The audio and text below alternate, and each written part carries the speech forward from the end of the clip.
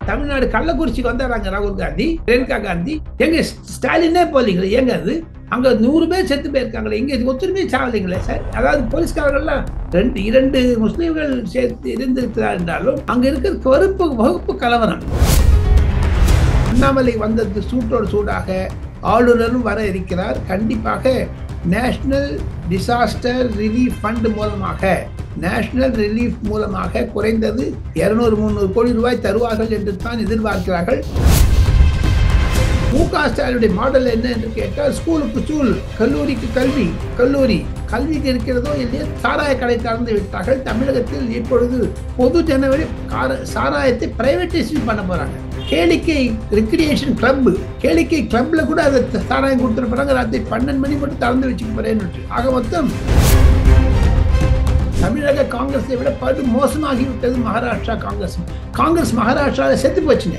அதுக்கு தவசம் பண்ணிடுறாங்க. அதுக்கு எள்ளும் தண்ணியை அரைச்சி விட்டு நான் உண்டு போச்சு கதை.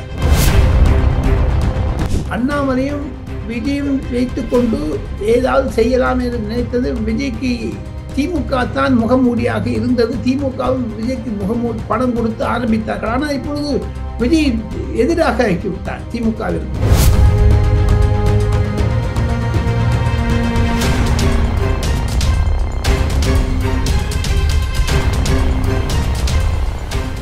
ரியல் ஒன் மீடியா நண்பர்களுக்கு நேயர்களுக்கு வணக்கம். தொடர்ச்சியாக பல்வேறு முக்கியமான தகவல்களை டெல்லியில் இருந்து நம்முடைய ரியல் ஒன் வாய்ஸ் நேயர்களுக்கு கொடுத்து கொண்டிருக்கும் மூத்த பத்திரிகையாளர் டெல்லி ராஜகோபாலன் சார் அவர்கள் நம்முடைய இருக்கிறார். வணக்கம் சார். நமஸ்காரம் சிவா. நமஸ்காரம். ஓகே சார், இப்போ உத்தரப்பிரதேசம் சம்பால் நோக்கி சென்ற ராகுல் காந்தி, பிரியங்கா காந்தியுடைய வாகனங்கள் மீராட் சாலை பகுதியில் தடுத்து நிறுத்தப்பட்டிருக்கிறது. இதை எப்படி சார் பார்க்கிறது? அது அவர்கள் அங்க கலவரம் இருக்கிறது, வகுப்பு கலவரம் இருக்கிறது, முஸ்லிம் இந்துக்களிடையே சண்டை இருக்கிறது, அங்க மஜீத்துக்கும் கோவிலுக்கும் இடையே சண்டை இருக்கிறது. அதை பற்றி இப்பொழுது இவர் போனால் இன்னும் எரியிற கொள்ளியில் எண்ணெய் விடும் போல அளவுக்கு ஏதாவது ராகுல் காந்தி பேசுவார். அந்த பேச்சினால் சர்ச்சை உருவாகும் என்பதற்காகத்தான் அங்கு பதட்ட நிலை இருப்பதனால் அவரை யாருமே உள்ள விடல. எஸ்பியே சமாஜ்வாதி பார்ட்டி விடல, காங்கிரஸ் எப்படி விடுவாங்க? உத்தரப்பிரதேசத்தில் காங்கிரஸ் செத்து போச்சுங்க சிவா. காங்கிரஸ் என்பது இல்லவே இல்லைங்களே.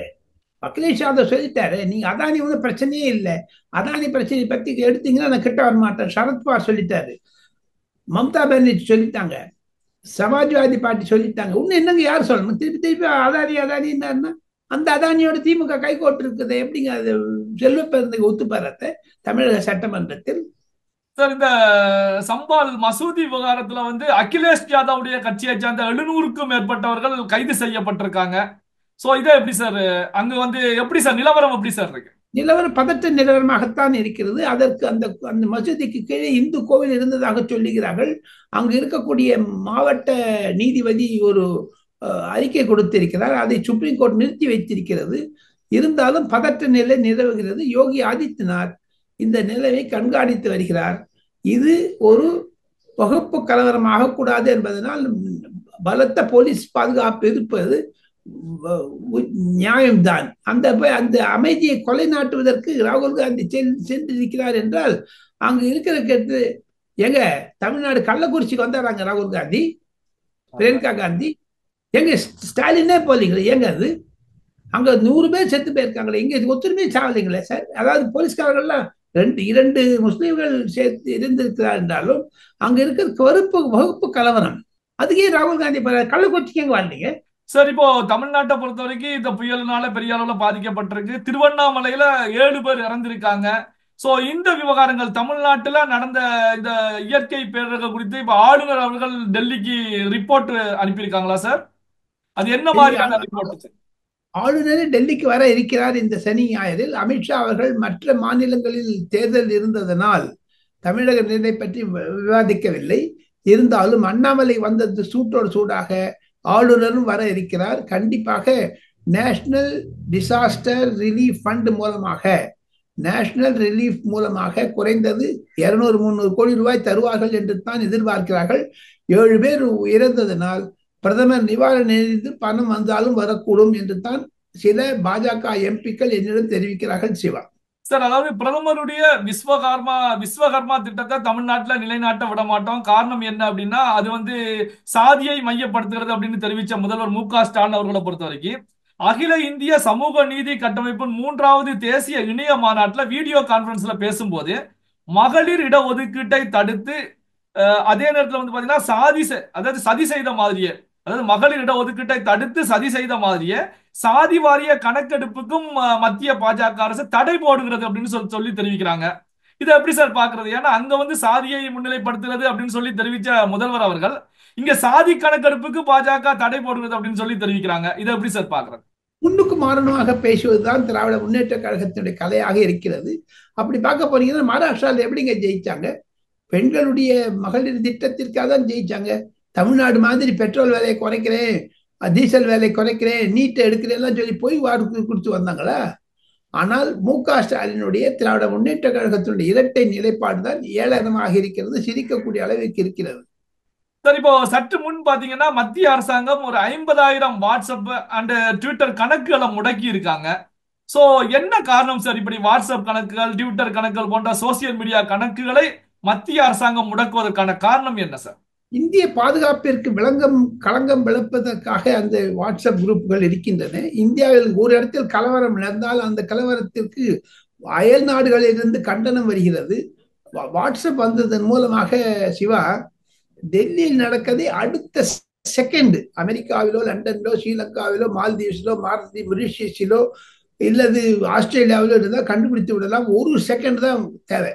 வாட்ஸ்அப் மூலமா இந்த உலகத்திற்கு டிஜிட்டல் செய்தி மூலமாக பறக்கிறது. ஆனால் அதே சமயத்தில் பார்த்தீர்களே, ஆனால் அந்த கலவரத்தை மேலும் வரக்கூடாது என்பதற்காகவும் இந்தியாவிற்கு எதிராக பிரச்சாரம் செய்வதற்கு 50,000 அக்கௌண்ட்கள். இப்ப நம்ம 2 பேர் பேசிட்டு இருக்குங்க.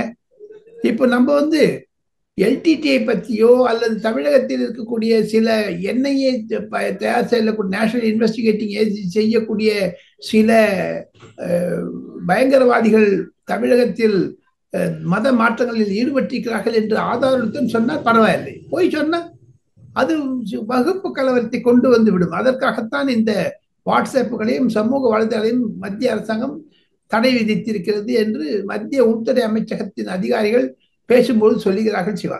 சரி, இப்போ 2014-2015 ஆண்டு நிதியாண்டுல முதல் 6 மாதத்துக்குள்ளார தமிழக அரசாங்கம் 50,000 கோடி ரூபாய் கடன் வாங்கி இருக்கிறது. தமிழகம் எங்கே போகிறது அப்படின்னு சொல்லி அன்புமணி ராமதாஸ் அவர்கள் அறிக்கை வெளியிட்டு இருக்காங்க. இதை எப்படி சார் பாக்குறீங்க? பைனான்சியல் எமர்ஜென்சி வரக்கூடிய அளவிற்கு தமிழகத்தினுடைய நிதிநிலை அவசர நிலை வரக்கூடும் என்று தான் அன்புமணி ராமதாசுடைய அறிக்கையினுடைய தாற்பயம். அதுதான் மூலச்சாறு. அது ஆக மொத்தம் அன்புமணி ராமதாஸ் சொல்வதில் அர்த்தம் இருக்கிறது. தமிழக அரசாங்கம் இது பற்றி செய்தாக வேண்டும். ஒரு வெள்ளை அறிக்கையை உருவாக்கி தந்தாக வேண்டும். மத்திய அரசாங்கத்திலிருந்து பணம் வந்தாலும் எங்க போகிறது அந்த பணம்?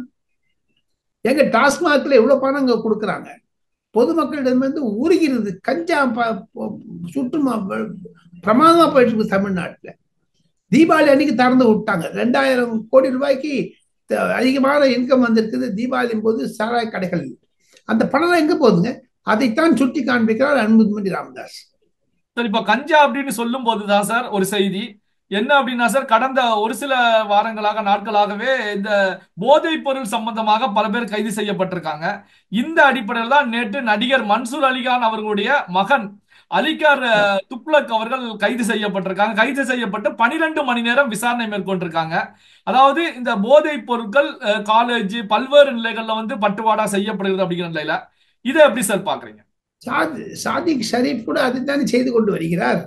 அதனால்தான் மன்சூர் அலிகானுடைய மகன் பிடிபட்டு கொண்டிருக்கிறார். இதற்கும் தொடர்பு உண்டா? அதையும் தவிர தமிழகத்தில் திராவிட மாடல் என்று சொன்னார்களே தவிர, திராவிட மாடல் என்பது பெண்களுக்கு உரிமை தருகிறேன் என்று ஈவி ராமசாமி நாயக்கரின் பேரூற்று இருந்தாலும் மு.க. ஸ்டாலினுடைய மாடல் என்ன என்று கேட்டால், ஸ்கூலுக்கு ஸ்கூல், கல்லூரிக்கு கல்லூரி, கல்விக்கு இருக்கிறதோ இல்லையோ சாராய கடை திறந்து விட்டார்கள். தமிழகத்தில் இப்பொழுது பொது ஜனவரி சாராயத்தை பிரைவேடைசேஷன் பண்ண போறாங்க. கேளிக்கை ரெக்ரியேஷன் கிளப், கேளிக்கை கிளப்ல கூட அதை சாராயம் கொடுத்துட்டு போறாங்க. ராத்திரி 12 மணி மட்டும் திறந்து வச்சுக்க போறேன்னு. ஆக மொத்தம் தமிழகத்தில் வெள்ளம் வந்து ஒரு நாளில் பாதிக்கும் இருந்து விட்டாலும் சாராய வெள்ளம் என்பது பொதுமக்களை, குடும்பத்தை, குறிப்பாக பெண்மணிகளை சத்தியநாசம் ஆக்கிவிடும் என்பதுதான் சிலருடைய கருத்துங்க. அதுக்கப்புறம் ராஜாஜி அவர்கள், மூதறிஞர் ராஜாஜி அவர்கள் கலைஞர் கருணாநிதியை சந்தித்து சாராய கடை திறக்காதே என்று வேண்டுகோள் விட்டார். ஆனால் அதையும் மீறி திறந்தால் 40-50 வருடங்களுக்கு முன்பாக. அப்பொழுதெல்லாம் நான் சென்னையில் நிருபராக பணிபுரிந்திருந்த போது அந்த தாக்கங்கள் இன்னும் வர ஆரம்பித்து விட்டது. மு.க. ஸ்டாலினுடைய டபுள் ஸ்டாண்டர்ட் பாருங்க. தொலைக்காட்சிகளில் விளம்பரம் தருகிறார், சாராயம் குடிக்காதே, போதை போர்களை நிறுத்த தவிர்க்கணும் என்று. ஆனா அவரே தொடர்ந்து விடுறாரு. ரைட் ஹேண்ட்ல என்ன சொல்றாங்களோ லெப்ட் ஹேண்ட்ல என்ன பண்ணாலும் தெரிய மாட்டேங்குது. சார், இப்போ மகாராஷ்டிராவில் வந்து பாரதிய ஜனதா கட்சி சார்பாக முதலமைச்சராக தேவேந்திர பட்னாவிஸ் பதவியேற்க போகிறார். இந்த பதவியேற்பு விழா பிரம்மாண்டமாக கட்டமைக்கப்பட்டிருக்கு அப்படிங்கிற தகவல்கள் வெளியாகிட்டு இருக்கு. இப்போ மகாராஷ்டிராவில் நடந்து கொண்டிருக்கக்கூடிய அப்டேட்டுகள் கொஞ்சம் சொல்லுங்களேன் சார். அதாவது 5ஆம் தேதி மாலை 5 மணிக்கு சி.பி. ராதாகிருஷ்ணன், கோயம்புத்தூருடைய பாஜக தலைவர் தான் தேவேந்திர பட்னவிஸிற்கு பதவி பிரமாணம் செய்ய இருக்கிறார். ஏக்நாத் ஷிண்டேக்கும் அஜித் பவாருக்கும். அதில் நரேந்திர மோடியும் 19 என்டிஏ சீஃப் மினிஸ்டர்ஸ்ல வர இருக்காங்க. அது ஒரு மாபெரும் திருப்பமாக இருக்கிறது. மகாராஷ்டிராவில் பாஜக வெற்றி என்பது காங்கிரஸ் படுதோல்வி அடைந்தது. ஸ்ட்ரைக் ரேட் பாருங்க, பிஜேபிக்கு 88% இருக்குங்க, காங்கிரஸ்க்கு 16% தாங்க. தமிழக காங்கிரஸை விட படு மோசமாகிவிட்டது மகாராஷ்டிரா காங்கிரஸ். காங்கிரஸ் மகாராஷ்டிராவில் செத்து போச்சுங்க. அதுக்கு தவசம் பண்ணிடலாங்க. அதுக்கு எள்ளும் தண்ணியை அரைச்சி விட்டு நான் உண்டி போச்சு கதை.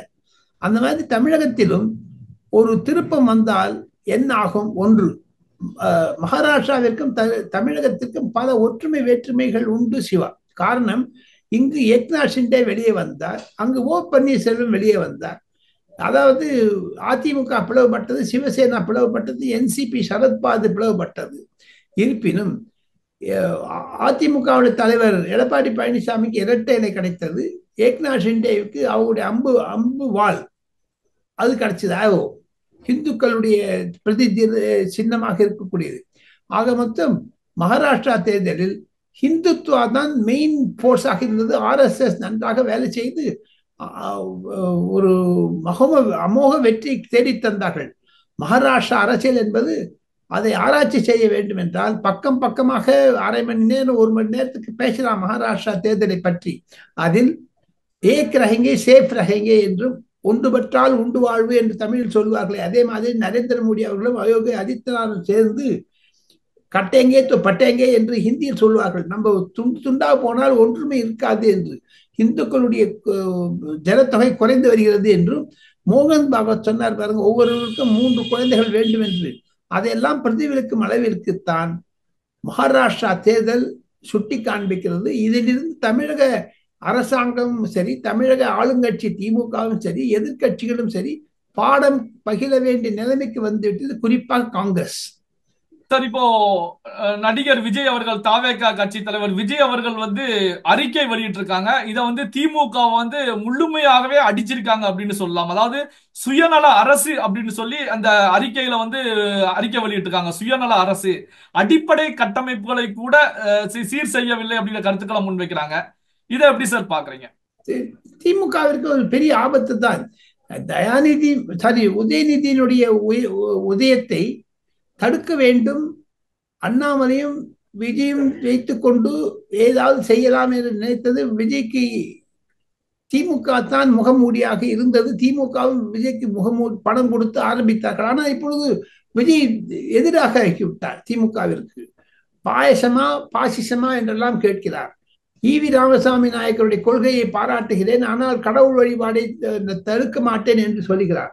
ஆக மொத்தம் திராவிடத்தை எப்படி எம்ஜிஆர் ஒழித்தாரோ அதே மாதிரி விஜய் ஒழிப்பார். திமுகவிற்கு எதிராக செயல்பட ஆரம்பிப்பார். ஆனால் அவருடைய லிட்மஸ் டெஸ்ட், அமில சோதனை என்பது 2026 தான் இருக்கும் என்று வர்ணனையாளர் கருதுகிறார்கள். சிவா சார், இப்போ அண்ணாமலை விஜய் அப்படின்னு சொல்லும் போதுதான் 2 பேருமே இணைந்து 2026 சட்டமன்ற தேர்தலில் செயல்படுவதற்கான வாய்ப்புகள் இருக்கிறதா சார்? கிடையவே கிடையாது. சீமான் வருவாரை தவிர விஜய் வருவது கடினம். விஜய் என்பது ஒரு கிறிஸ்தவர்களுடைய ஓட்டு வங்கியைத்தான் என்று காண்பிக்கிறார்கள். அண்ணாமலை அதுக்கு கருத்து தெரிவித்து விட்டார்கள். மத்திய பாஜக தலைவர்கள் கூட சொல்லுகிறார்கள், விஜய் காங்கிரஸ் ஏஜென்ட், விஜய் திமுகவுடைய ஏஜென்ட் என்று. ஓகே சார், எப்பவுமே நம்முடைய வாசகர்களுக்கு இறுதியில ஒரு அப்டேட் கொடுப்பீங்க. அந்த அப்டேட்டுக்காகவே உங்களுடைய ஃபாலோவர்ஸ் வந்து வெயிட்டிங்ல இருப்பாங்க சார். இந்த பதிவுல நீங்க சொல்லக்கூடிய அந்த அப்டேட் என்ன சார்?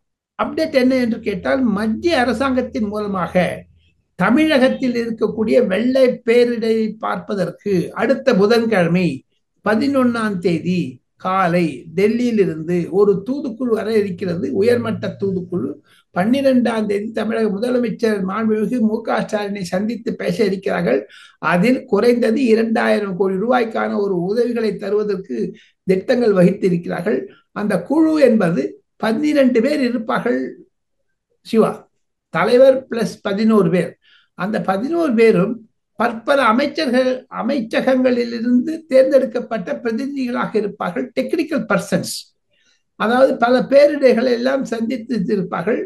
விவசாய ரீதியாகவும், சுகாதார ரீதியாகவும், போக்குவரத்து ரீதியாகவும், அதையும் தவிர டேம் அண்ட் வாட்டர் ரிசோர்ஸ் மினிஸ்ட்ரியிலிருந்து ஆக மொத்தம் 12 மந்திரி சபை பிரதிநிதிகள் வர இருக்கிறார்கள். அது ஒரு மாபெரும் திருப்பம் தமிழகத்திற்கு, அந்த தூதுக்குழு வருவது. அதுதான் சிறப்பு செய்தியாக நான் சொல்லுகிறேன். அடுத்த வாரம் 11ஆம் தேதி வந்தார்களே ஆனால் கண்டிப்பாக தமிழகத்திற்கு மத்திய அரசாங்கத்திலிருந்து நேஷனல் டிசாஸ்டர் ரிலீஃப் ஃபண்டிலிருந்து பணம் கிடைக்குவதற்கான வாய்ப்பு. இந்த தூதுக்குழு ரிப்போர்ட் கொடுத்த அப்புறம்தான் அமித்ஷா அதன் மீது கவனம் செலுத்தி பணத்தை கொடுப்பார். அது 14-15 தேதிக்குள்ள தமிழகத்திற்கு பணம் வந்துவிடும் சிவா. அதுதான் சிறப்பு செய்தி சிவா. பல்வேறு முக்கியமான தகவல்களை நம்முடைய ரியல் அண்ட் வாய்ஸ் நேயர்களோடு பகிர்ந்து கொண்டதற்கு நன்றி சார். நன்றி, நமஸ்கார்.